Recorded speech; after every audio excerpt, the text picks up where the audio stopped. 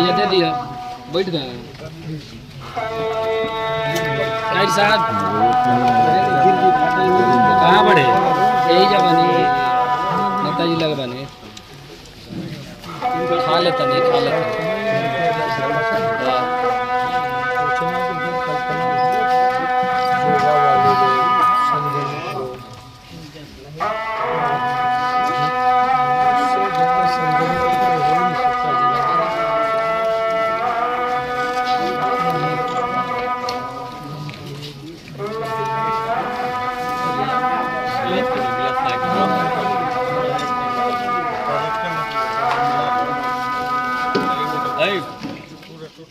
नमस्कार, आप लाइव बिहार देख रहे हैं। मैं हूं अक्षय आनंद। पप्पू यादव अभी सिवान पहुंचे, जहां पे उन्होंने शहाबुद्दीन के बेटे ओसामा से मुलाकात की है। ये तस्वीरें सिवान के प्रतापपुर की हैं, जो कि शहाबुद्दीन का पैतृक आवास है। पप्पू यादव इससे पहले भी लगातार शहाबुद्दीन और आरजेडी के बीच जो रस्साकसी की स्थिति हुई थी उस पर बोल रहे थे, और उन्होंने यह भी मांग की थी कि हिना शहाब को एमपी और शहाबुद्दीन को एमएलसी, शहाबुद्दीन के बेटे ओसामा को एमएलसी बनाया जाए। अब एक बार फिर पप्पू यादव सिवान में है और उन्होंने ओसामा से मुलाकात की, उनका हौसला बढ़ाया और किसी भी मुश्किल में परिवार के साथ खड़े रहने की बात भी कही। कोई शब्द है क्या? सब कुछ तो खो चुका है। एक आवाज जो सब करती है, जिन्होंने कभी फर्क नहीं किया किसी भी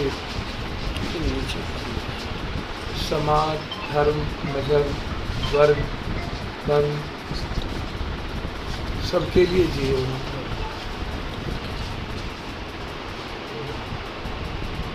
एक गंभीर और वैचारिक इंसान जो हमेशा अपने वसूल पर कायम,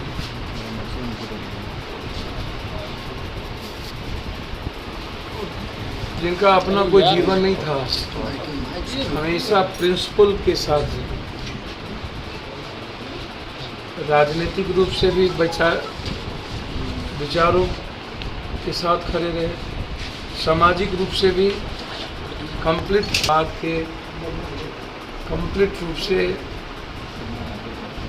इस इलाके में जो सामाजिक और राजनीतिक चेक एंड बैलेंस हुआ करता है, समाज को कंप्लीट एक जस्टिस, उस व्यक्ति के रूप में उनकी पहचान। अलग बात है, बहुत सारी घटनाएं, बहुत सारी राजनीतिक प्रतिक्रियाएं, वो चलता रहेगा, वो चलता रहता है। जो लोग जीते हैं दूसरों के लिए, कई तरह की आलोचनाएं होती हैं,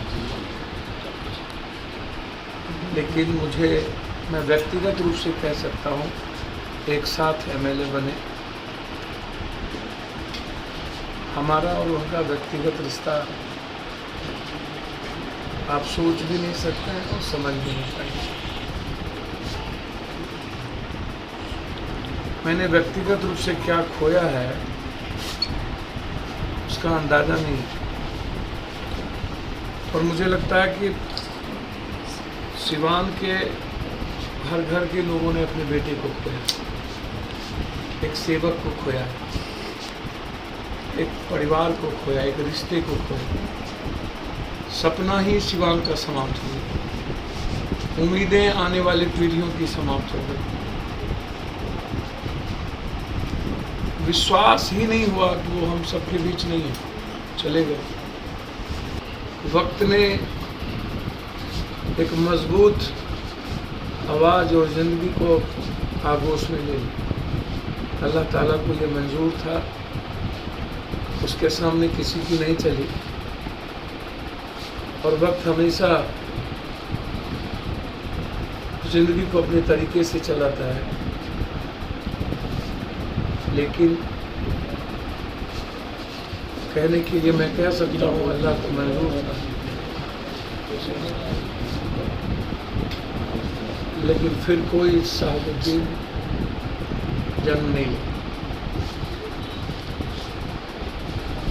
उस जैसा कोई नहीं। सर इलाज में लापरवाही हुई। मैं कई बार कह चुका हूँ,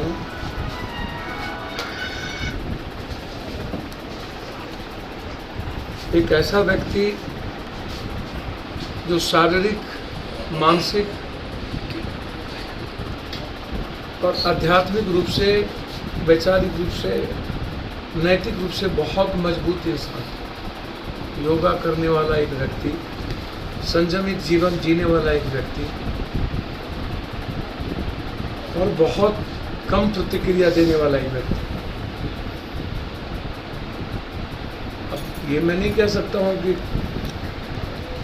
वक्त और बीमारी ने क्या किया, लेकिन मैं यह कह सकता हूँ कि जो परिस्थिति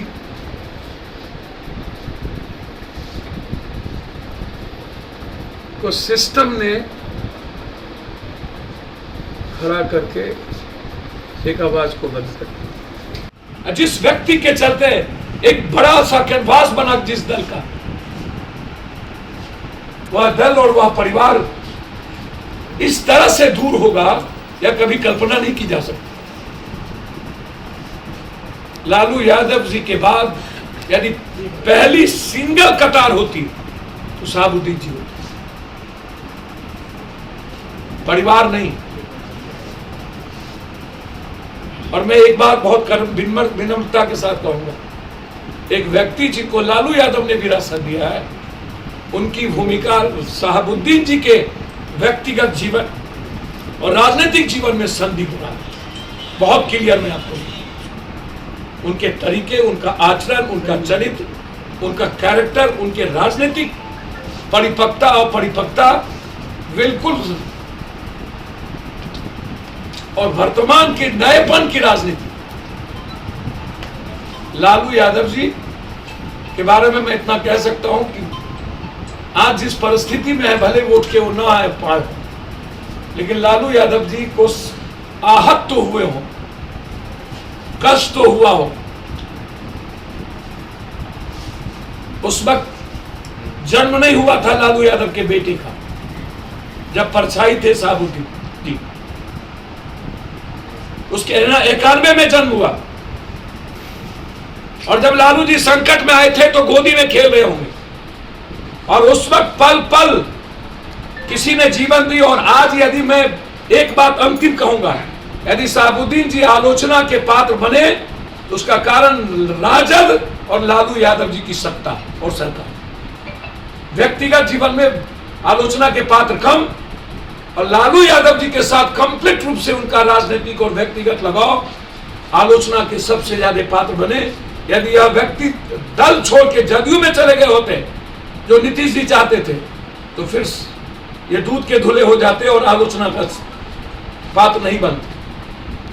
मुझे याद है भाजपा का वो दिन,